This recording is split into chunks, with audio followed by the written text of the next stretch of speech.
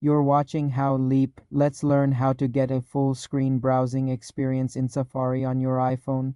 First, to hide the address bar and toolbar for a cleaner view, simply tap the address bar at the bottom of the screen.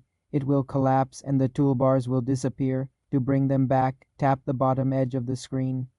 For a more immersive view, you can use Safari's Reader mode. When on a compatible article page, tap the AA icon in the address bar, then tap Show Reader. This removes ads, menus, and clutter, giving you a clean, full-screen reading experience. To exit Reader mode, tap the AA icon again and tap Hide Reader. You can also use the zoom gesture to fill the screen, but this may cut off content. To enable full screen video, play a video and then tap the full screen icon in the player. The video will expand to fill the screen, and you can rotate your phone to landscape for a wider view. To exit, tap the screen and tap the exit full screen icon or rotate back to portrait. For a general tip, you can request the desktop version of a website by tapping the AA icon in the address bar and selecting Request Desktop Website for a larger layout. For more simple computer tutorials, subscribe to the channel.